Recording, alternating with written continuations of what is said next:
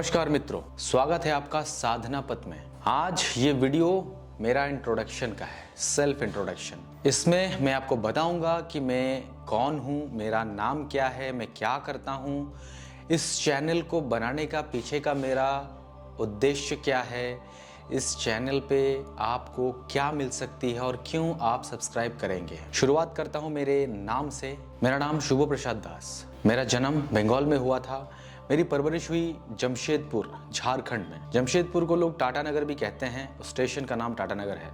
जमशेदपुर हर तरफ से इंडस्ट्री से भरी हुई एक छोटा सा शहर है और अब मैं गुजरात में रहता हूँ जॉब के सिलसिले में। तो 2007 में मैंने अपना कैरियर स्टार्ट किया था in civil industry, construction line. मेरा फैमिली, मेरे पिता, मेरे बड़े भाई कंस्ट्रक्शन में इन्वॉल्व है स्टार्टिंग से, तो वो मेरे लिए एक ओपन प्लेटफॉर्म था जहाँ पे मैं कुछ चीज़ें सीखूं। और मेरे करियर के स्टार्ट करने का पीछे या कभी भी जो भी मैं काम करता हूँ उसके पीछे अर्निंग पर्सपेक्टिव नहीं होता है, हमेशा लर्निंग ही पर्सपेक्टिव होता है। क्योंकि जैसे कि कृष्ण कहते हैं कि कर्म करोगे तो फल तो मिलेगा ही उसी हिसाब से, लर्न करूंगा तो अर्न तो होगा ही। दैट्स द मतलब सराउंडिंग घूमने वाली चीज़ है, दैट्स इट। तो 2007 से लेकर के 2012 तक मैंने काफ़ी सारे इंडस्ट्रीज़ अलग अलग सिविल से स्टार्ट किया था, कंस्ट्रक्शन से। उसके बाद अब बहुत से अलग अलग इंडस्ट्रीज़ में मैंने अपने हाथ आजमाए, बहुत कुछ सीखा, बहुत कुछ किया, बहुत से लोगों को ऑब्जर्व किया। मतलब इवन जैसे जैसे मैं अपने इंडस्ट्रीज़ बदलते गया, मैंने अपने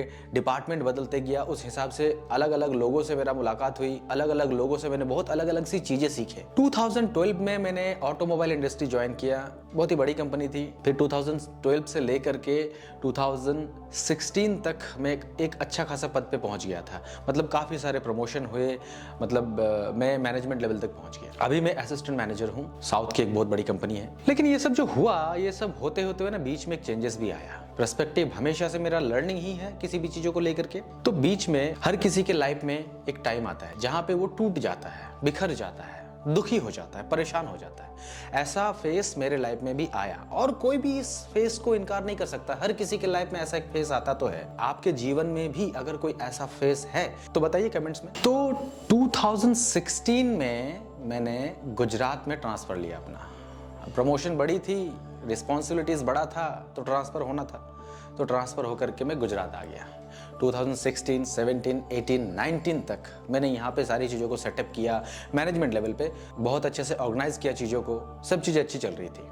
लेकिन 2019-20 में मेरे साथ में कुछ ऐसा हो गया जिससे मैं बहुत ज़्यादा दुखी हो गया था। मतलब ऐसा हो गया था मेरे साथ में ना कि लाइफ में कोई पर्सपेक्टिव ही नहीं था, जीवन में कोई उद्देश्य ही नहीं था कि जीवन में बचूं, जिंदा रहूं उसके लिए। मतलब सोचो कि स्थिति ऐसी थी, होता है ना हर किसी के लाइफ में, जैसे कि मैं कह रहा हूँ कि किसी का लाइफ से चले जाना या लाइफ में कुछ ऐसा इंसिडेंट हो जाना, किसी का गुजर जाना जिससे कि बहुत बड़ा दुख होता है, बहुत बड़ा सदमा पहुँचता है। वैसा ठीक वैसा ही हुआ। मैं अब क्लियरली डिस्क्लोज नहीं कर रहा हूँ क्योंकि बहुत सारी चीज़ें इससे रिलेटेड है। तो फिर मैंने पहला काम किया कि मेरा जीवन में उद्देश्य खत्म हो गया, तो अब मैं क्या करूंगा। तो मैंने पहला काम जो किया उस समय, मैंने कंपनी में रिजाइन दे दिया। रिजाइन दे के 3 महीना हो गया, उनकी तरफ से कोई रिप्लाई नहीं आई, उन्होंने एक्सेप्ट ही नहीं किया। वो कह रहे कि नहीं एक्सेप्टेड नहीं है और ये वो, क्या प्रॉब्लम है बताओ, प्रॉब्लम सॉल्व कर दो। बट मेरी जो प्रॉब्लम थी वो निजी थी ना, वो मैं पब्लिक नहीं कर सकता था, मैं उनको नहीं बता सकता था। That's it. फिर उन्होंने मेरी बात नहीं सुनी तो मैंने भी उनका नहीं सुना। मैंने अपनी कार उठाया और ये गुजरात से जमशेदपुर का डिस्टेंस जो है 2000 किलोमीटर का है। मैं अकेले ही एक सफर पे निकल गया।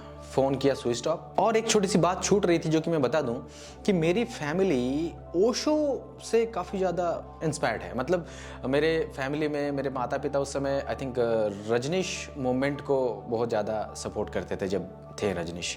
और बहुत से ऑडियो टेप्स जो है उनके मेरे घर में आज भी हैं और मेरे पिता हमेशा सुना करते थे। मेरी माता भी इन सब चीज़ों में काफ़ी ज़्यादा इंटरेस्ट लेती थी, स्पिरिचुअलिटीज़ और आध्यात्म इन चीज़ों में। बैकग्राउंड मतलब फैमिली बैकग्राउंड में हमेशा से आध्यात्मिक एक मिली जुली चीज़ है जो कि मेरे को मिलता रहा हमेशा से। इवन मेरा जो जन्म स्थान है वो है, अभी आप जानते होंगे, इस्कॉन के जो फाउंडर थे श्रीला प्रभुपद, उससे भी पहले जो थे ना चैतन्य महाप्रभु का जो जन्म हुआ है वो है नवद्वीप में। तो मेरा जो जन्म स्थान है वो करीब शायद मेरे हिसाब से 40 या 50 किलोमीटर का डिस्टेंस होगा। तो उसके बाद क्या हुआ, 20 में मैंने कार उठाई, कंपनी ने डिज़ाइन एक्सेप्ट नहीं किया, मैं कार लेके निकल गया उस सफ़र में। तो इससे पहले जो कि मेरा वो फेज चल रहा था, उस समय मेरे बड़े भाई ने बहुत ज़्यादा सपोर्ट किया मेरे को। उन्होंने मुझे मेरे पिताजी के जो टेप्स थे ना, वो टेप्स को USB में कन्वर्ट करके दे दिया कि ये ले, अभी डिजिटल फॉर्म में मैं तेरे को ये सब चीज़ें कन्वर्ट करके देता हूँ, थोड़ा बहुत सुन तो शायद तेरे को ना जीवन में कोई उद्देश्य मिल जाए। और ये काम किया। वो जो 4 दिन का सफ़र था 2000 किलोमीटर का, 500 किलोमीटर्स में एक दिन में चलता था, वो 4 दिन मैं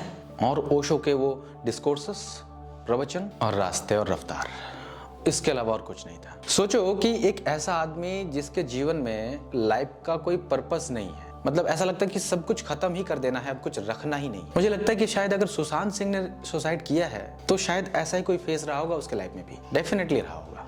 तभी तो मेरा भी सिचुएशन सेम था। मैंने जर्नी स्टार्ट करी, गुजरात से राजस्थान पहुंचा। राजस्थान एक मेरे मित्र मेरे साथ चले, उसको मैंने वहाँ ड्रॉप किया। फिर राजस्थान से दिल्ली, दिल्ली से यूपी, यूपी से बिहार, बिहार से झारखंड। तो इस सफर में, ये जो 4 दिन का सफर था, मेरे फोन बंद है, कोई आउटर इंटरप्शन नहीं है कि कोई मेरे को बाहर से परेशान करे।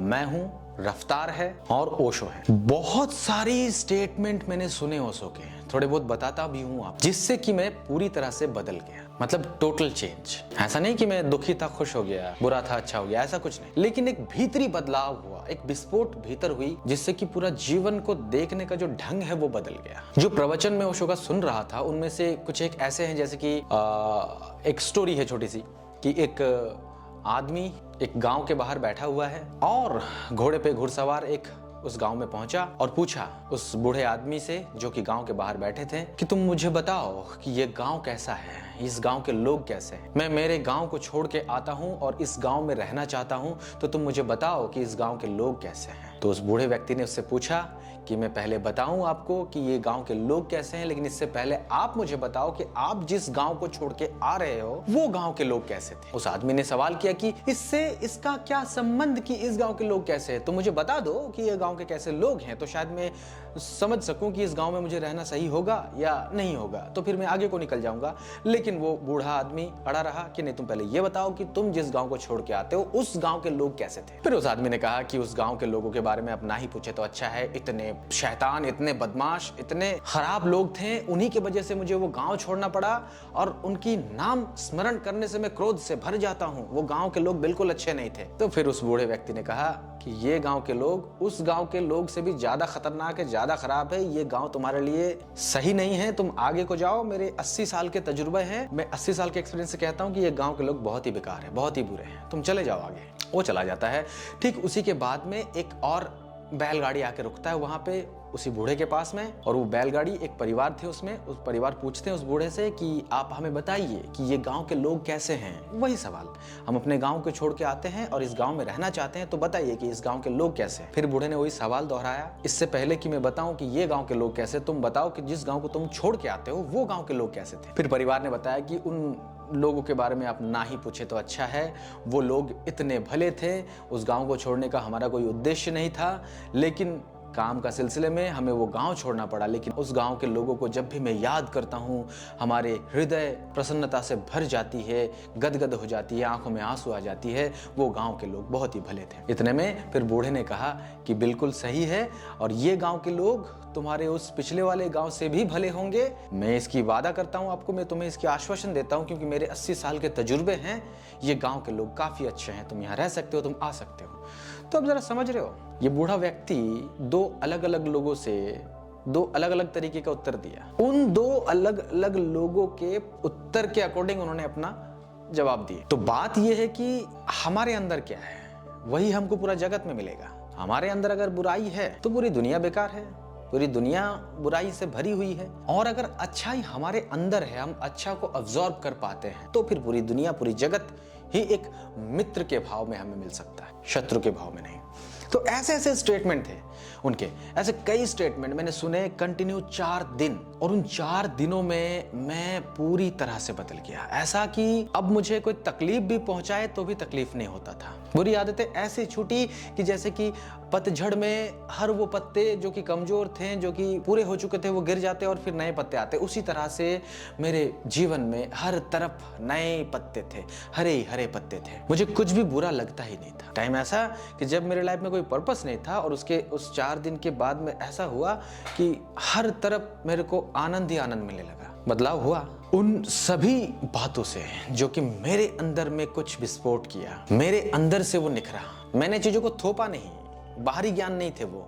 जैसे कि होता है ना कि मैंने गीता पूरा याद कर लिया, पढ़ लिया, अब 10 लोगों में जाकर मैं बताता हूँ, अरे मुझे तो ये पता है, मुझे तो ये ऐसी वाली ज्ञान नहीं। उन बातों को जो वो कह रहे थे, उन बातों को अपने में रिलेट करके, सोच समझ करके, अपने ही अंदर में उन ध्वनि को, उन जो शब्द तरंगे थे उनको अंदर ही एकत्रित करके एक बड़ा सा विस्फोट, लाइक बिग बैंग अंदर भीतर, जिसमें कि कण कण उसमें संलग्न हो जाए और परिवर्तन हो जाए, ऐसा कुछ हुआ। फिर मैं घर पहुंचा, घर पहुंच के मैंने अपने गुरुजनों से, बड़ों से आशीर्वाद लिया, उन्हें बताया कि ऐसा किया, मैंने रिजाइन दे दिया, ये वो। तो उन्होंने कहा कि अब तुम क्या करना चाहते हो?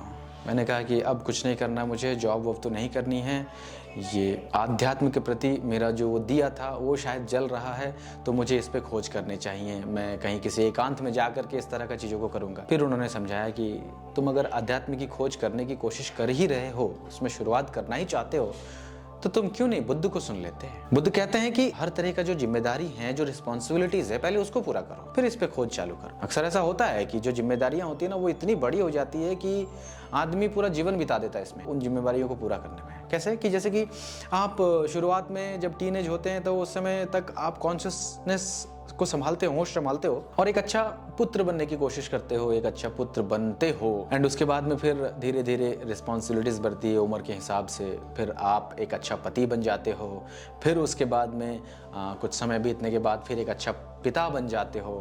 फिर जब आपके पिता या जो गुरुजन हैं वो जब बूढ़े हो जाते तो उनके लिए फिर से आपको एक बार और अच्छा पुत्र बनना पड़ता है, उनके प्रति जो रिस्पॉन्सिबिलिटीज है उसको पूरा कर सको। ऐसे करते करते जीवन के मतलब जो है ना 80% जो है ना बीत जाता है, फिर 20 या 10% बच जाता है, उसमें आप सोचते हो कि अब खोज किया जाए, लेकिन नहीं हो सकता। मैं कहता हूँ कि तीर्थ यात्रा जो करते हैं लोग, वो उस एज पे आके करते हैं जब वो बूढ़े बूढ़ी हो जाते हैं। नहीं, इसको अगर हम लोग शुरुआत में कर देना, स्टार्टिंग में ही, तो जो जीवन को लेकर के हमारा समझ होगी, ज्ञान होगा, वो एक अलग तरीके का होगा, एक अलग तरीके का दिशा में चलेगा ये चीज़ें। लेकिन वही है कि हर चीज़ को पूरा करूं फिर जाके वो करूं, तो फिर उम्र ही बीत जाता है, फिर जो 10% लाइफ बच जाती है उसमें फिर क्या करेंगे, कुछ कर ही नहीं सकते। इसलिए चीज़ें शुरुआत से हो जानी चाहिए। पहले गुरुकुलों का प्रथा चलती थी इसीलिए, क्योंकि गुरुकुल में एक कॉन्सेप्ट अच्छी थी कि ऐसा होता था कि स्टार्टिंग में पहले अपने आप को समझो, सभी चीज़ों से दूर रहते थे वो, एकदम सुख सुविधा जो भी है चीज़ों को लेकर, संसार में शरीर को लेकर के, अपने आप को लेकर, उन सबसे दूर रखा जाता था उनको, और फिर वो अपने आप को समझते थे। फिर जाकर के वो चाहे तो संसार में प्रवेश करें या चाहे तो संन्यास में प्रवेश करें, दो चीजें घटती थी। तो ये शुरुआती ज्ञान शुरुआती होती है, आखिरकार ज्ञान आखिरी, बट चीजें रेगुलेट होता गया, बदलता गया, बदलते बदलते आज ये हो गया कि लोग पहले जिंदगी जी लेते हैं अच्छी तरीके से, फिर जाते हैं तीर्थ यात्रा पे, फिर खोज करते हैं अध्यात्म की। लेकिन अब खोज करने से क्या होगा, जब पूरा उम्र ही बीत गया तब खोज करने से क्या होगा। लेकिन बुद्ध को मैंने सुना और ओशो को सुना, ओशो के माध्यम से मैंने सभी लोगों को समझा, बुद्ध को, महावीर को, लाओ त्से को, रामकृष्ण को, सभी लोगों को समझा, धर्म को, अपने आप को, आत्मज्ञान को, ऊर्जा को, एनर्जी को, शरीर को, हर तरह का चीज उन्होंने समझाया मुझे। तो फिर मैंने सोचा कि अगर मेरे लाइफ में प्रॉब्लम थे तो सिमिलरली बहुत से लोगों के लाइफ में प्रॉब्लम होगी, बहुत से लोग होंगे ऐसे जिनके ऐसे ऐसे प्रॉब्लम्स है जो कि वो किसी से बता नहीं पा रहे हैं, अपने ही आप में घुट रहे हैं, परेशान हो रहे हैं, मर रहे हैं, आत्मघात कर रहे हैं। तो अगर मैं बदल सकता हूं तो हर कोई बदल सकता है। नहीं, ऐसा नहीं कि आप किसी को फॉलो करोगे, उसकी बात मानोगे, बात सुनोगे, नहीं, मानना सुनना ये सब नहीं, सिर्फ जानना। आप समझो, अब जानो, आपको जचे तो करो, नहीं तो मत करो, दैट्स इट। तो फिर मैंने सोचा अगर ऐसा मेरे साथ हुआ तो अगर मैं कुछ ऐसा करूं जिससे कि सबके साथ ये घटित हो जाए, तो फिर मैंने एक चैनल बनाया। उसके बाद में वो जो रिकॉर्डिंग्स थी मेरे पास में, ओशो के ऑडियो कैसेट्स, उन सबको मैंने डिजिटल फॉर्म में कन्वर्ट किया, कन्वर्ट करके YouTube में अपलोड करना चालू कर दिया। करीब करीब 1 महीना, काफी सारे ऑडियंस आ गए थे उसमें, सब्सक्राइबर बहुत कुछ हो गया था, लेकिन ओशो इंटरनेशनल ने स्ट्राइक डाल दी इस पे और वो चैनल हमें छोड़ना पड़ा। फिर मैंने सोचा हाँ ठीक है, एक टर्म्स है कॉपीराइट का, मैं किसी का ऑडियो को ऐसे किसी प्लेटफॉर्म में पब्लिश नहीं कर सकता। नहीं, मोनेटाइजेशन से कोई मेरे को मतलब नहीं था, लेकिन फिर भी ऐसा भी नहीं कर सकता हूँ, कॉपीराइट का मामला था। चलो ठीक है। फिर मैंने सोचा कि अब जो चीजें मैं जानता हूँ, जैसे कि कोई किताब, फिर मैंने एक दूसरा चैप्टर स्टार्ट किया। मैंने ओशो के जो किताबें हैं मेरे पास में, तो उन किताबों को मैंने सीरियल वाइज वीडियो फॉर्म में अपलोड करना चालू कर दिया। मतलब शब्द उनके होते थे, सारांश उनके होते थे और मैं बोलता था। लोग काफ़ी पसंद करते थे। ये कमेंट्स आना शुरू हो गया। करीब करीब 2 महीना 3 महीने में तो 1000+ सब्सक्राइबर उसमें हो गए थे। लोग कहते थे कि हाँ, और भी जो किताबें हैं उनको भी आप इसी तरीके से करो। हाँ, जैसे कि हमने संभोग से समाधि की जो किताब है उसका पूरा हमने उस पर प्लेलिस्ट बना के डाल दिया था। उसके बाद मैं मृत्यु सिखाता हूँ, इसका भी था, अनंत की पुकार, गीता दर्शन, इस तरह की किताबों को मैं उस पर वीडियो फॉर्म में बनाना चालू कर दिया। लेकिन फिर क्या हुआ ना, जैसे जैसे चीज़ चैनल ग्रो हो गई, ऑडियंस आना चालू हो गया, फिर से वही ओशो इंटरनेशनल। अब तो क्या हुआ कि मेरे को मौका ही नहीं मिला ना। 31 दिसंबर को चैनल टर्मिनेट ही हो गया। स्वभाव तक गुस्सा आना चाहिए था, लेकिन नहीं आया, नहीं आता। मैंने ओशो इंटरनेशनल को कॉल किया। कॉल उन्होंने उठाया, कोरेगांव पुणे वाला जो आश्रम है ना, ओशो वर्ल्ड। उन्होंने कहा कि देखिए, ओशो इंटरनेशनल एक अलग चीज है, ओशो वर्ल्ड एक अलग चीज है। मैंने कहा समझाइए। उन्होंने कहा कि ओशो इंटरनेशनल जो है वो विदेशी संस्था है। कॉपीराइट और इन सब चीजों को लेकर के सारे राइट्स उन्हीं के पास में। आपको याद हो तो 2016-17 में शायद एक केस भी चल रहा था बेंगलुरु कोर्ट में ओशो के इन्हीं इंटेलेक्चुअल प्रॉपर्टीज को लेकर के। तो उन्हीं दिनों में ओशो इंटरनेशनल ने सारे राइट्स अपने हाथ कर लिए। तो ओशो वर्ल्ड वालों ने मुझे समझाया कि हम खुद फाइट कर रहे हैं इसके अगेंस्ट, क्योंकि ओशो कोई प्रोडक्ट नहीं है कि आप उन पे कॉपीराइट डाल सको, आप उनको पैसों के लिए यूज कर सको। ओशो एक विचार है। वो थे एक व्यक्ति, उनका जीवन का विस्तार एक व्यक्तित्व के रूप में हुआ और अब वो एक विचार है। तो इस पे कोई कॉपीराइट नहीं होना चाहिए, ऐसा ओशो वर्ल्ड वालों का कहना था। उन्होंने कहा कि इसमें हम लोग कुछ नहीं कर सकते हैं, आप अगर चाहें तो ओशो इंटरनेशनल से कांटेक्ट करें, उनसे राइट्स खरीदें और जो चाहे वो करे, आपके जो अवेलेबल आपके पास में चीजें हैं उनसे। फिर मैंने कहा ना, ये करने जाऊंगा तो आप समझ ही सकते हो, कोई संस्था बनती है ना, उद्देश्य जब बनती है वो तब अलग होता है और धीरे धीरे आगे चल करके उसका पर्सपेक्टिव बदल जाता है, वो धंधा बन जाता है। वही है आज भी, हर तरह का संस्था यही है। तो फिर मैंने सोचा किया तो किया क्या जाए। फिर मैंने ये डिसीजन लिया कि आज के जो प्रेजेंट प्रॉब्लम है पहले उसको ऑब्जर्व करूं, उसको ले लूं। जैसे कि मेरे प्रॉब्लम्स थे, पर्पसलेस हो गया था लाइफ, वैसे ही प्रॉब्लम्स को लूं और उनका सॉल्यूशन जो है, उनका जो खात्मा है, उसको ओशो के द्वारा दिए गए विचारों से, सूत्रों से खत्म किया जा सके। तो अब तक हमने करीब 7 वीडियो बनाए हैं, जो कि कबीर जी के जितने दोहे थे ना, उनको हमने डिस्क्राइब करने की कोशिश किया है ओशो के वे में। जैसे कि ओशो मानते थे कि हाँ, कबीर जी का ये दोहा वैसा है, ये दोहा वैसा है, उस हिसाब से हमने उसको एक्सप्लेन किया। अब आने वाले टाइम में हम लोग इस चैनल पे काम करेंगे। अब सभी चीज़ों का ख्याल रखेंगे, सभी चीज़ों का ध्यान रखेंगे, ताकि ये कॉपीराइट और इन सब चीज़ों से बचा जा सके। थोड़े बहुत समर्थन आपके भी चाहिए। आपको अगर चीज़ें अच्छी लगती है तो सब्सक्राइब कीजिएगा प्लीज़, और कुछ बताना हो, कुछ बदलाव चाहिए हो तो कमेंट्स सेक्शन है आपके लिए, और लाइक थोड़ा बहुत कर दीजिएगा तो क्या एल्गोरिदम को भी अच्छा लगता है ये सब चीज़ें, राइट। और अगर आपको लगता है कि हाँ, ये किसी और को भी शेयर करने का है तो बेझिझक आप शेयर कर सकते हैं। इस तरह से हमने इस चैनल को बनाया। इस चैनल का पर्सपेक्टिव ये है, और आगे ऐसे ऐसे कई टॉपिक्स हैं जिस पे हम लोग काम करेंगे, जिस पे हम लोग बात करेंगे। मैं कल रिसर्च भी कर रहा था कि लोगों की नीड्स क्या है, मोस्टली क्या सर्च कर रहे हैं लोग, किस तरह के प्रॉब्लम्स अपने जूझ रहे हैं प्रॉब्लम से लोग। तो मैंने 3-4 चीज़ें जो कि नोट डाउन किया, उस पर वीडियोज़ अगले कुछ टाइम पे, कुछ वीक्स में, मतलब इसी वीक में शायद आएंगे। जैसे कि how to deal with toxic friend, anger management techniques, how to express your emotions, how to express your feelings, उसके बाद how to relax your mind, ये भी एक बहुत बड़ा चैप्टर है। तो कई सारे टेक्निक्स, कई सारे मेथड्स, कोई बहुत सारे बातें अब आगे इस चैनल पे आपको मिल सकता है। तो जिसके लिए आप बने रहिए हमारे साथ में, और आकांक्षा हमेशा से यही रहेगा कि अप दीप भव, जो कि आपका खुद का दिया है वो जल जाए और आप भी समझें चीज़ों को जैसे कि हमने समझना शुरू किया है अब तक। उसके बाद एक कुछ मेरे मित्र हैं जो कि मुझे जानते, उनका कहना था कि एक वीडियो तो आप इस पे बना दो कि life of Buddha, the spark, कि बुद्धा को स्पार्क कहाँ से मिली, उन्होंने कैसे अपने आप को रूपांतरण किया, कैसे बदला। उन्होंने, एक राजा का लड़का था गौतम, फिर वो बने बुद्ध, कैसे बने वो बुद्ध, मतलब गौतम से बुद्ध तक का जो सफ़र है वो आप कवर करो। तो इस पे काम करेंगे धीरे धीरे। इवन क्या होता है कि मंडे टू सैटरडे जॉब में इन्वॉल्व होता हूँ, हर रोज़ सुबह जो टाइम होती है उस टाइम पे थोड़ा सा अपना रेगुलर एक्टिविटीज़ करने के बाद में 10-15 मिनट की एक वीडियो बना लेता हूँ।